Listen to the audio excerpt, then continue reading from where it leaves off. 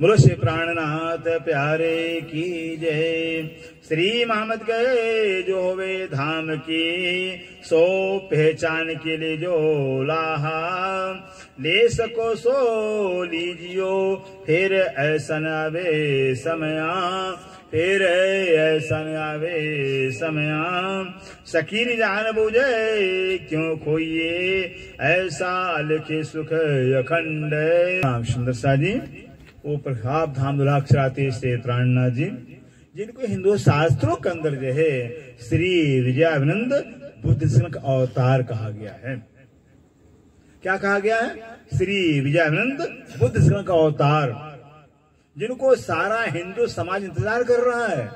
अब यूट्यूब में देखिए, निष्कलंक अवतार, कल की अवतार आने वाला लिखा हुआ, अब आ गए। 400 वर्ष हो गया, हिंदू इंतजार कर रहे हैं, इंतजार कर रहा है। क्योंकि जो है कि स्वयं भविष्यवाणी की गई थी, कबीर साहब ने भविष्यवाणी किया था। कबीर साहब में लिखा हुआ था अपने बीजक के अंदर कि 5500 वाचा तब आएगा पारब्रह्म साचा। जब कलयुग का 5500 वर्ष गुजर जाएगा तब परमात्मा, सच्चा परमात्मा आएगा। जब से प्राणनाथ जी हरिद्वार के कुंभ के मेले में पहुंचे थे, उस समय कलयुग का 5500 वर्ष गुजर गया था। क्यों? कबीरदास से लिखा हुआ है। वैसे कलयुग अमर 4,32,000 है, 4,32,000 कलयुग अमर है। लेकिन कबीरदास बताते हैं कि इस कलयुग के अंदर जो कि 4 लाख कितना ग्रहण परे 3412, 3412 ग्रहण बताया हो कलयुग के अंदर। 3412 ग्रहण, 125 वर्ष का जो ग्रहण निधारा, और एक ग्रहण के अंदर 125 साल कलयुग अमर कट जाता है। एक ग्रहण के अंदर ये ग्रहण पड़ता है तो कलयुग 125 वर्ष उम्र खत्म हो जाता है। आप 3412 में 125 गुणा करिए, फिर जाके घर कर लीजिएगा। तो ऐसे कितना बचता? 5500 वर्ष कलयुग बचता है। फिर बाकी सब ग्रहण में चला गया। फिर तब जब श्री प्राणनाथ जी हरिद्वार पहुंचे थे विक्रम संवत 1735 में, उस समय जो है कि 5500 वर्ष खत्म हो गया था, कलयुग का खत्म हो गया था, उम्र था ही नहीं फिर। और उसके बाद जाकर के दूसरा गुरु नानक साहब भविष्यवाणी करते हैं। सब भविष्यवाणी गुरु नानक साहब भविष्यवाणी करते हैं। बीतेगा 39 साल, दगेगा 40 साल, होशी कोई मर्द मर्दा चेला, नाना गुरु दिखावे सा शस्त्र दिवेला। बीतेगा 39 साल, विक्रम संवत 1739 बीतेगा, 1740 लगेगा, कोई मर्द का चेला मर्द होगा। किसने कहा है? गुरु नानक साहब ने कहा मर्द का चेला मर्द होगा। क्या करेगा? नाना गुरु दिखावे सा नानक का गुरु होगा और परमात्मा का दर्शन कराएगा। विक्रम संवत 1740 में महाराजा छत्रसाल बुंदेलखंड के राजा कहलाते हैं, महाराज छत्रसाल जी, उनको जो है कि श्री प्राण से मुलाकात होती है। और श्री प्राणनाथ जी से मुलाकात जब होती है, श्री प्राण से तारतम ज्ञान प्राप्त करके हिंदू धर्म रक्षा किया हुआ है। हिंदू अगर जो कि कहते हैं, एमपी में कहा जाता है सुंदर सा कि छत्ता न होती सबकी सुन्नत होती। अगर 6 साल न होते, आज भारत के अंदर सारे मुसलमान होते थे, कोई हिंदू होता ही नहीं। एक 6 साल श्री प्राण की कृपा से हिंदू धर्म की रक्षा किया हुआ है। जितने हिंदू राजा थे सबके सब अपने बादशाह का सब सामने सिलेंडर हो गए थे, हार स्वीकार कर लिए। 1 साल ही ऐसे थे जिन्होंने कृपा से लेके हिंदू धर्म की रक्षा किया हुआ है। तो ये है गुरु नानक की वाणी के हिसाब से 1740 में 6 साल का श्री प्राण मुलाकात होता है, भेंट होती है। नानक गुरु दिखावे साईं, कहते हैं गुरु नानक के गुरु होंगे और परमात्मा दीदार करवाएंगे। ये वाणी है जो वाणी है श्री प्राण वाणी। उस वाणी के पढ़ने से वाणी के अंदर परमात्मा का नाम क्या, स्वरूप क्या, लीला क्या, धाम क्या, सब दर्शाया गया है। सुंदर सा भविष्यवाणी है। ऐसे बहुत सी भविष्यवाणियां हैं। इससे कहते हैं जिनको हिंदू सारा इंतजार कर रहा है, जिनको सारा मुसलमान जाति इंतजार कर, मुस्लिम कौम इंतजार कर रही है, अल्लाह परवार दुनिया में आएंगे, खुदा ताला आएंगे, इंतजार करें इमाम में आएंगे। जिनको ईसाई इंतजार कर रहे हैं कि स्वयं सेकेंड क्राइस्ट जो ईसा मसीह दोबारा दुनिया में आएंगे, उससे प्राणनाथ जी हैं। सारा संसार जिनको इंतजार करा वो श्री प्राणनाथ जी कहलाते हैं। आ गए। आगे हैं और अपने वाणी से अपनी पहचान कराते हैं। इससे कहते हैं वो श्री प्राणनाथ जी श्री इंद्रावती के हृदय में बैठ करके कहते हैं क्या कि श्री मोहम्मद कहे जो होवे धाम की, जो कोई ब्रह्मांड की आत्मा होवे सो पहचान के लिए जो लाहा, वो ब्रह्मश्री परमात्मा इस वक्त को घड़ी को पहचान करके लाभ ले लेना। समय निकल जाएगा तो पछताना पड़ेगा। चिड़िया चुगे खेत, पीछे पछताने से क्या फायदा है। ये मनुष्य शरीर मिला हुआ है, सबको पता ना, मनुष्य शरीर पानी के बुलबुले के समान है, पर एक पल का भरोसा नहीं है किस समय हमारा शरीर हमारे हाथ से निकल जाए, फिर क्या करेंगे भाई।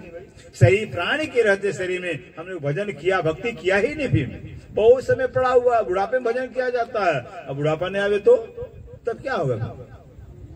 जो शरीर आपको मिला हुआ है, इस मनुष्य शरीर को पाने देवता तरस रहे हैं। देवताओं को उदर में मनुष्य शरीर है। रामायण में तुलसीदास ने कहा हुआ बड़े भाग मानुष तन पावा, सुर दुर्लभ सत ग्रंथन गावा। बड़े भाग से मनुष्य मिला हुआ, इस मनुष्य शरीर को पाए हुए देवता भी तरस रहे हैं, जो स्वर्ग के मालिक हैं, वैकुंठ के मालिक हैं, वो तरस रहे हैं। अब मुझे आप जवाब दीजिए, जो शरीर आपको मिला हुआ इस शरीर को देवता तरस रहे हैं, देवताओं को दुर्लभ, हमने रामायण कह रही है। अब बताइए कि आप मनुष्य जो मनुष्य शरीर पाया हुआ है, आपने पाया मनुष्य शरीर, तो देवता तरस रहे हैं, तो देवता बड़ा मनुष्य बड़ा हुआ भाई, जवाब दीजिए कौन बड़ा हुआ। देवता तरस रहे हैं ना, वो आपको मिला हुआ है। इस शरीर को पाए देवता तरस रहे हैं, वो आपको मिला हुआ है, कौन बड़ा हुआ, देवता के मनुष्य। अब नहीं जवाब आएगा क्यों भाई, मनुष्य बड़ा हुआ है। तो पूजा हम किसकी करते हैं, भगवान देवता की पूजा करते हैं। हम बड़े हैं और पूजा करते हैं, देवी देवता की पूजा करते हैं, तो पूजा तो अपने से बड़े किया जाता है। क्या कारण है कि देवता तरसते हैं मनुष्य पाने। भागवत में भी लिखा हुआ नृदेहम सुरदुर्लभम, मनुष्य देवताओं को दुर्लभ है, देवताओं को दुर्लभ है। कारण सुंदर से बता रहे हैं कि मनुष्य शरीर से ही परमात्मा को पाया जा सकता है।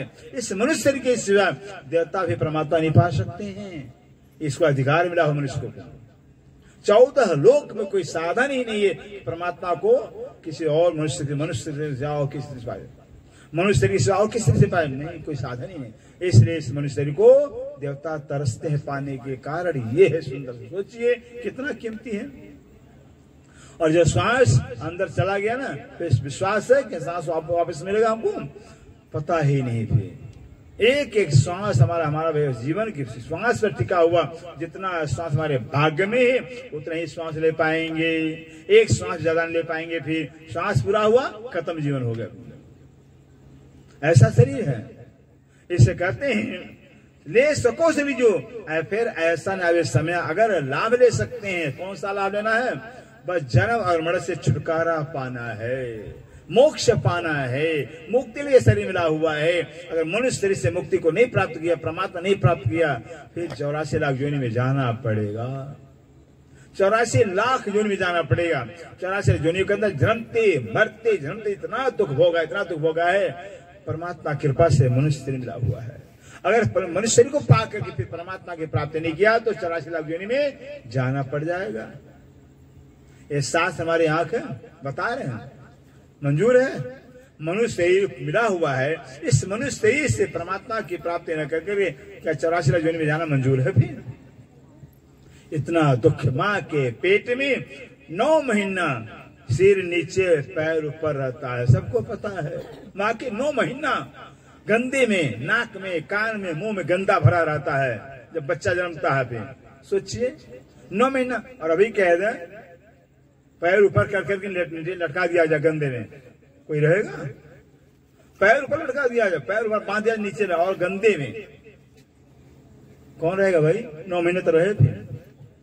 फिर उसी में जाना चाहते हैं। फिर सोचिए, चाहे गाय हो बछड़ा हो, सब देखते हैं कि बच्चा जन्मता तो कैसे गंदे थैले में से निकलता है, गंदे थैले में रहता है।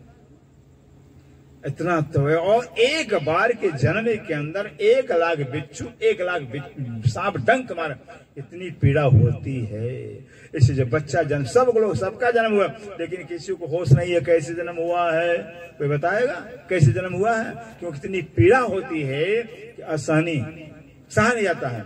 तो जन्मत मर्त असद, जन्मते समय भी और मरते समय भी 1 लाख सांप एक बिच्छू का पीड़ा और दुख होता है। इसे कहते हैं बहुत ही समझे कि मनुष्य शरीर बहुत दुर्लभ है। और कहते हैं सखी ने जान बूझ क्यों कहिए, हे सखी आत्मा के समझ के, हम सबकी आत्मा स्त्रीलिंग है, स्त्री परमात्मा एक है। तो परमात्मा हो गया पुल्लिंग, पुरुषवाचक हो गया। परमात्मा जब एक ही है तो पुरुष एक ही तो होगा। एक पुरुष के से बाकी सब आत्मा हो गए, स्त्री रूप हो गए, चाहे मर्द का शरीर हो चाहे औरत का शरीर हो, लेकिन आत्मा सब स्त्री रूप है। परमात्मा एक है, वही पुरुष है। अब बताइए जब परमात्मा एक है और बाकी सब आत्मा रूप से स्त्री रूप हैं, जब उस परमात्मा और पुरुष से लेके हम जब संबंध जोड़ेंगे, उसका नाम लेंगे, तब तो आत्मा सुहागन कहलाएगी, और नहीं तो कुंवारी कुंवारी रहेगी, कुंवारी रहेगी। फिर उस परमात्मा का नाम लिए बगैर उस परमात्मा हम संबंध नहीं जोड़े, फिर हम किसी और से संबंध अपना जोड़े, परमात्मा को छोड़ करके तो आत्मा तो कुंवारी कुंवारी रहेगी, सुख नहीं मिलेगा। फिर जैसे सुंदर शाह जी, एक लड़की का जीवन होता है ना, लड़की के भाई हैं, माता है, पिता है, काका चाचा सब हैं, लेकिन फिर भी लड़की का जीवन अधूरा ही होता है, उसका प्यार पूरा नहीं होता है। लेकिन वही लड़की है शादी कर करके जब एक पति को पा लेती है तो तब इसका जीवन पूरा होता है ना। फिर माता का, पिता का, चाचा की जरूरत नहीं होती है।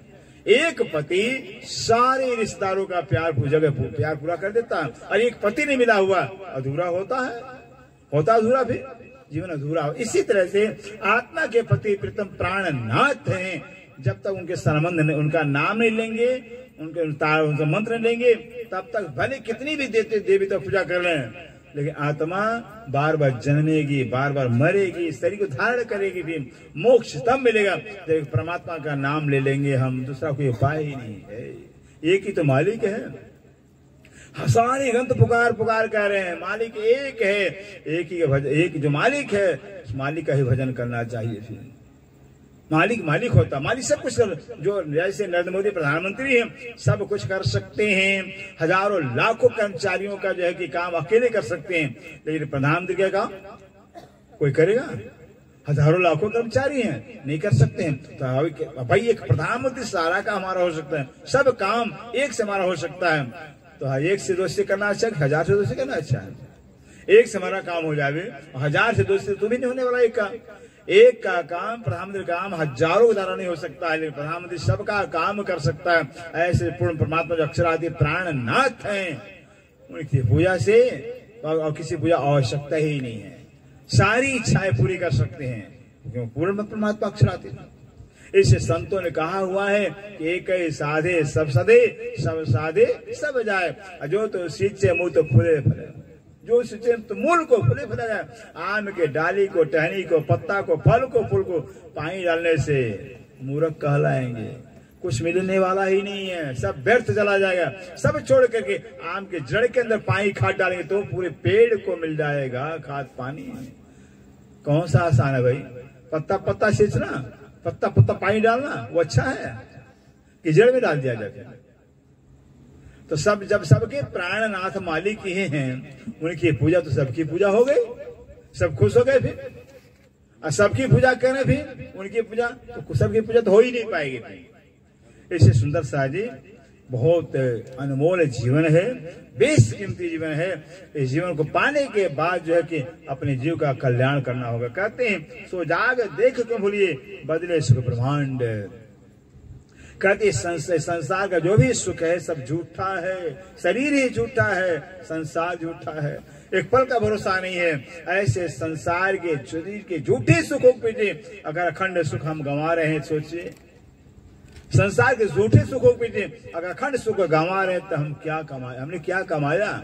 आज जो गया उस अगर झूठे शरीर से उस परमात्मा का चिंतन भजन करते हैं, पहचान कर करके उनसे प्यार करते हैं तो अखंड सुख मिल जाएगा, और नहीं तो बार बार जमना पड़े, बार बार मरना पड़ेगा।